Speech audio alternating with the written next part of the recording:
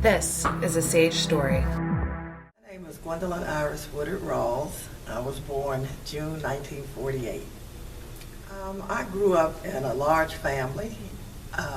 My mother had 10 sisters and brothers, and every Sunday we would go over Grandma's house. Granddad was there, but Grandma was always the nucleus.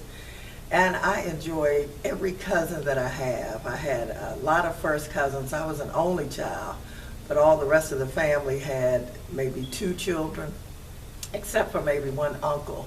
So they were like my siblings. I enjoyed being with family. And my grandfather was a preacher. And so I was always with my grandmother as the only child. And I went to church with her all the time. I remember she was a member of a Southern Baptist church before my granddad became a pastor. When I was a child going to church, I didn't hear negative messages about gay people. I don't even know if I understood the Sodom and Gomorrah story. I didn't hear it much at all. I do know that I grew up fearing God, that God wanted me to be a good girl. Because I remember even at 5 or 6 years old, I was outside of the church and spinning around, and I picked up a rock and I threw it. And I think it hit a car. And I looked up to the sky and I said, God, I'm so sorry. So I've always, quote unquote, feared God, but like being afraid of God's going to get me if I do the wrong thing. Well, as far as me coming out, I always had fantasies about girls. I used to look at them because I was so skinny. I would look at their legs and their breasts, and I'd say, God, I wish I had big legs, or I wish my breasts were bigger. But I also enjoyed looking at them. I did not think it had anything to do with my sexuality. When my cousin lived with me, I didn't know she was lesbian. And one day she said, I have a friend going in the service, so I would like to have my friends over for her going away. And then she said, I have something to tell you first. And she told me she was gay. And I said, and, have your friends over.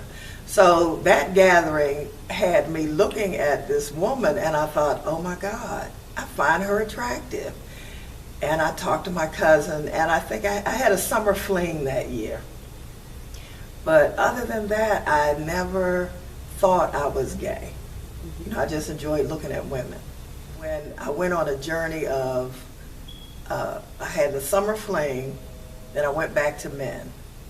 And then I had a cousin come in from out of town, and they kept ducking and dodging me because they were going to go to a gay club and thought that I couldn't handle it. So I convinced them that I've been to a gay club before.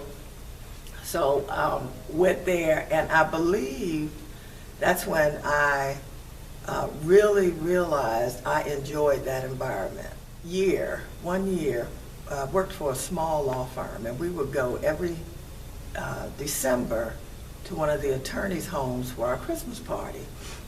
And I usually have a great time, and this particular time I was bored, and I thought, I'm going to a gay club, I don't want to be here.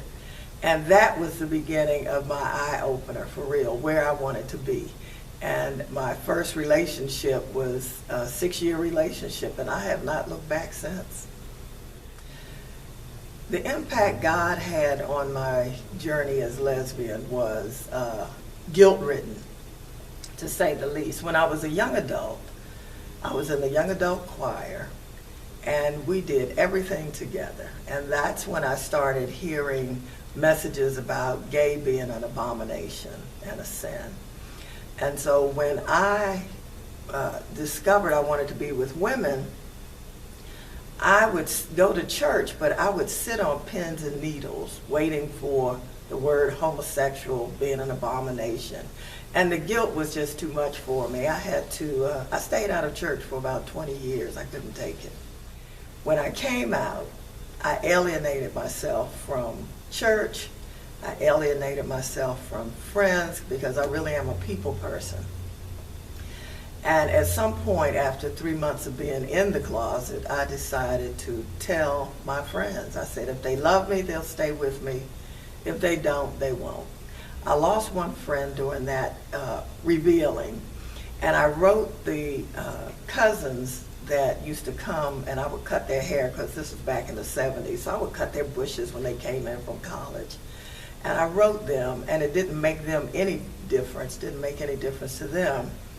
And then just staying out of church with my first partner, we partied like no tomorrow, and God let me do my thing. I did not go to church. I had no desire to go because it was too hard for me because of that hot and cold, can't be on the fence, all of those messages.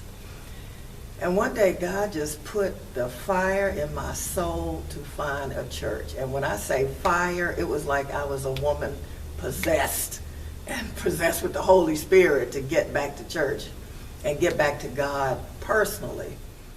Was predominantly white, predominantly male, and I stayed there for probably 3 months. And from there, somebody kept inviting me to another church that was Unity Fellowship Church. It was Inner Light Unity Fellowship Church. And I finally went there because I needed more from my church experience. And I started hearing these positive messages, and I cried for about a year as the chains were dropping off, and that's where my freedom came from. My life now is one that is so beautiful and so comforting and satisfying. God blessed me with my soulmate, Bishop Tanya Rawls, but when I met her, she was a reverend. And I had told God, I said, God, I have not been picking my partners well. If you want me to be with a woman, then give me the woman. If you want me to be with a man, I'll take him. Just open my heart to him. And he sent me her, and I was so happy. And she truly is my soulmate. And we got married, that was in 2001. We got married in 2002 in Charlotte, North Carolina. My son gave me away, which was the best gift he could have given me. Our families came. My son's wife was my maid of honor. And the church has been successful.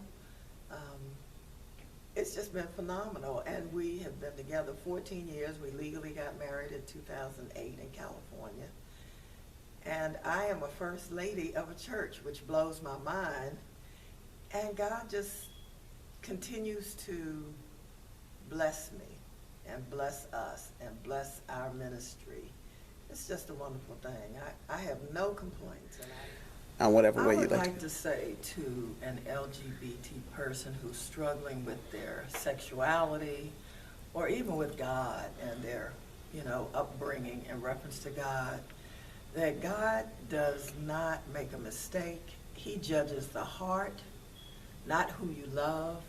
Choose yourself. People want us to live the way they want us to live, not be out because it would make them feel better. But in order to live an authentic and healthy life, you have to learn to love who you are, your whole self. And that's what I would suggest. Do that and not be sorry for it. I would also say, if you're already free, then please go out and help free somebody else, because nobody's free until we're all free. regrets. I have no regrets about my journey. I believe God uses our journeys as part of our purpose, where we can share it with someone and we can recognize ourselves and other people. So I have no regrets. I have a lot to share. All right. Share your story at sageusa.org/Sage Story.